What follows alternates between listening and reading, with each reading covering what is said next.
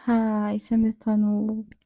Энэхүү өдрийн мэндийг хүргье. Тэгээд өнөөдрийн ярих байгаа зүйл маань бол сэтгэл зүйн уналтаасаа хэрхэн гарах вэ? Сэтгэл зүйн уналтыг ер нь бол хэрхэн сэтгэл зүйн уналтанд орохоос сэргийлэх вэ ч юм уу зүгээр л яг өөрт тохиолддог, тэгээ өөртөө тохиолдсон зүйлсүүдээ хуваалцъя гэж бодсон юм аа. Тэгээд ер нь бол бүгдээрээ сэтгэл зүйн уналтанд орох үе байдаг. Бүгдээрээ яг ингээд аав налаа лүзмэргүй санагдаад зүгээр л ингээд ихтэй унтаал хэвтэй илэгдээл баймаар санагддаг үе байдаг багт. Заримдаа бүр ингээд бүр юу ч идмэргүй хоолгоор тоол тахаа болол. Тэгэл зүгээр л унтаал юмар тий. Ерөөсөө орносоо босмооргүй, уцаач оролдмооргүй, юу ч хиймээргүй яг тийм үе чамд бас надад бас байдаг гэж бодож байна. Тэгээд яг тэр үедээ өөрийгөө яг юм ганцаарнгаар нь мэдрэх гээд ингээ найзууд нь ингээ дудаад гарах уулзах гингүүт нь үгүй гармааргүй штэ гэдэг ч юм уу тэгснээ тэрний хараас би яагаад юм ганцаараа юм бэ? Би яагаад ингээ ганцаардаад байгаа юм болоо гэд өөрийнхөө ингээ ганцаардах шалтгааныг үүсгэчээ. Тэгээд өөрийгөө яагаад юм ганцаараа байгаа юм болоо гэд гайхаад идэг. Тэгтээ энэ ч бас зүгээр шүү заяа. Ганцаараа тэгдэггүй бид нар бүгдээрээ л адилхан ганцаардах үе байдаг. Бүгдээрэнд нь л адилхан ингээд дэм ороод гэрээсээ гармааргүй байх үеуд байдаг. За тэгээд энэ үедээ яг ингээд заавал ингээд өөрийгөө хүчлээл би яагаад ингээд байна би юм хүн биш шүү дээ би ингэх ёсгүй шүү дээ ингэх ёстой тэгэх ёстой гэдэг ингээд өөрийгөө хүчлээд байх шаардлага ерөөсөй байхгүй юм шиг санагддаг.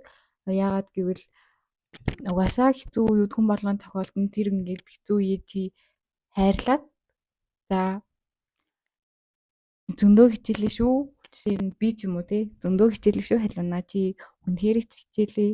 Одоо жоохон амрах цагчин болсон баха. Би босоо унтуул унтчихгүй юу? Зөндөө л ядарсан штэ гэдэг ч юм уу те. Өөрөө жоохон хайрлах маягаар хандуул айгу. Тийм сөрөг бодлуудаа даван тулгаж чин арай тустай юм болов гэж бодчих. Тэгээд яг яагаад тэр үед ямар ч юм шалтгаан олдохгүйгээр ингээл улам уруудаал ингээд сэтгэл зүй чинь ингээл улам доошлоод байдгийг та нар мэдгүй юу гэж. Зүгээр л амар олон шалтгаан байгаа. Зүгээр чиний ингээд сэтгэл зүг өвтгöd байгаа амар олон шалтгаан, амар олон зүйлсүүд ингээд хуримтлагцаар байгаа чи яг аль нь вэ гэдгийг мэдхээ болцсон болохоор чи яг тэр уналттай үеийнхэн сэтгэл зүйн чинь ингээд унаагаад байгаа юмыг чи яг тэрнэ гэд хэлж чадахгүй байгаа байхгүй юу? Тийм. Тэгээ цаг тухайд нь ер нь ингээд асуудлуудаа зэгцлээд гаргаад ивэл айгуу дайггүй. Ер нь тийм уналттай үе надад ч байдаг. Миний 90-20-нд идэх хүмүүс ч гэдэг миний ээж аав нар зүртэл зохиолддог гээл. Гэтэ ээж аав нар яг ингээд бидний хувьд амар том баатар гэдэг штеп бүхнийг чадсан шиг бүхнийг хийгээд өгдөг хүмүүсийг тэнгүүд яг ингээл бодоод үзэнгүүт бид нартэй л адилхан хүн байхгүй ядран нүвдэн зовн тий хумрах тусам жоохон иймэрхүү юмнуудыг анзаараад ойлгоод гэх юм уу. Тэгээд ямар ч гэсэн нэг иймэрхүү байна. Тэгээд би яг ингээд өөр зүйлээс гэвэл ингээд хүмүүстэй ингээд маргалтаан үүсгдэг шүү дээ. Одоо жишээ нь ингээд сэтгэл зүйн ингээд уналт үүсгэх ингээд шалтгаануудын нэг нь болохоор яалч ингээд хүмүүсийн хоорондох ёв түнжин байдал ингээд муудахаар ч юм уу эсвэл амьтаа муудалцахаар жоохон ингээд идэг шүү дээ. Одоо тэгвэл хүнтэй муудалцахтаа яг ямар хөө байх талаар яг зүгээр би өөрөө яадаг вэ гэдгийг хэлж өгье. За ямар ч байсан би ингээл хүнтэй муудалцаал үедээ ер нь бол бид нар ингээд амар эмошнлороо би ингээд ууртай тэр хүн ууртай байхад ингээд ойлголцохоо дулам хэрэлдээл ингээд зүтгээд идэг штеп. Тэр надад айгу бууруу юм шиг санагддаг. За эхлээд хоёулаа тайвширчээ тэгээд дараад нь уулзъя гэдэг ч юм уу тий.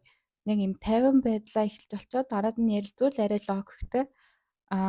Ингээдсэн болохоор ингээдсэн юм биш үү? Тэгээдсэн болохоор тэгээдсэн юм биш үү? Хоёулаа ингэчүүл ингэчих байсан юм биш үү гэдэг ч юм уу тий. Тэр нь илүү амар шүү. Тий.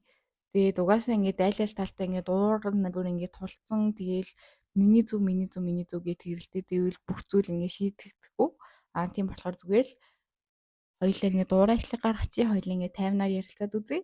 Тэгээ гол шалтгаан хаана вэ? Энэ би хаана яаж алдав? Чи хаана яаж алдав? Хоёулаа ингэсэн байсан бол ингэчих байсан юм шүү дээ гэдэг ч юм уу тий. Нэг иймэрхүү амархан энгийн зүйлсийг бид нэг ингээ хөндрүүлээд идэг. Тэгээд ингээд ойр дотныхоо хүмүүстэй нэг хүнтэй ингээд муудалцаал тэр уураа ингээд ойр дотныхоо хүмүүс гаргаал. Тэгэл ингээд хүмүүсээс өөрийгөө ингээд ууруу тусгаарлчаад би ганцаардаад байгаа юм бодлоо гэсэн ингээд унаад л байдаг хүмүүс бас байдаг. Тэгээ ер нь бол зүгээр л яг нэг иймэрхүү 50 маягаар харьцсан айгуу дээр. Гэхдээ ингээд заримдаа ингээ юу ч ойлгохгүй ингээд нэг мэдрэл муутай хүмүүс байдаг шүү дээ. Тэр хүмүүстэй зүгээр л эмошнлоор шууд хэрэлцэх хамаагүй. Энэ зүгээр миний зөвлөгөө биш. Зүгээр л би яадаг вэ гэдэг байгаа юм. Тэгээд үнэхээр ийм мэдрэл муутай ингээд бүр ингээд стрессээ чи амар бараад идэг хүн бол ингээд амьдрал дээр угаасаа ингээд ийм янз бүрийн хүмүүс зөндөө байгаа. Чамайг ойлгох хүн байна, ойлгохгүй хүн байна, чамаас өөр үзэл бодолтой хүн байна, чамтай адилхан үзэл бодолтой хүн байна. Заавал хоорондоо таараад байх албагүй. Хоёулаа тарах байгаа юм чи зүгээр харьцахгүй чи. Ингээл болоо. Яг өөрийгөө ингээд тайван амар амгалангаа мэдрэхийг хүсч ивэл зүгээр иймэрхүү амархан зүйлсүүд зөндөө байдаг аа.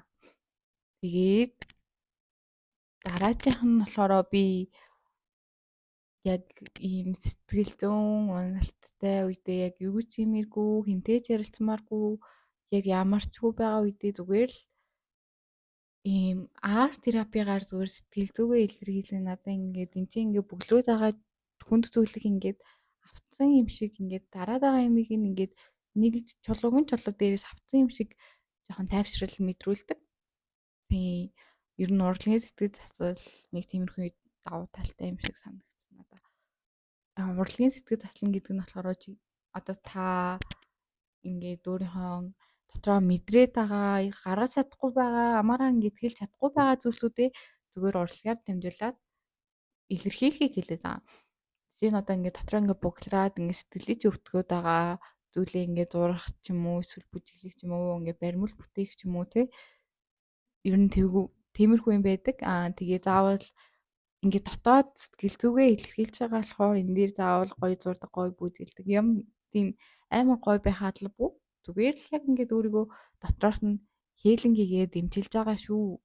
Чи ингээд дотроо байгаа ингээд буглараад байгаа зүйлийг зүгээр энэ цаасан дээр гаргаад өгчөө. Зүгээр энэ баримл дээрээ гаргаж байгаа.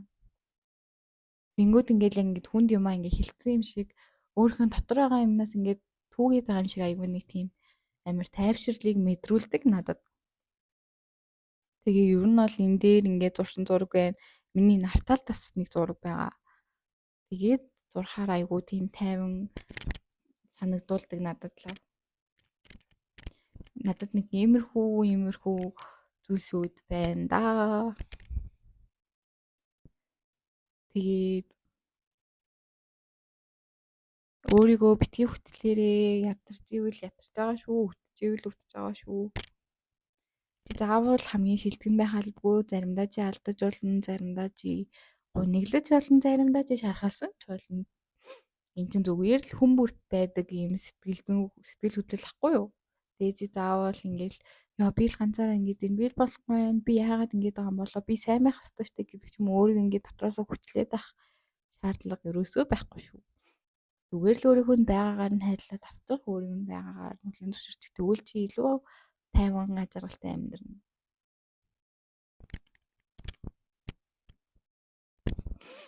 За нэг иймэрхүү байлаа.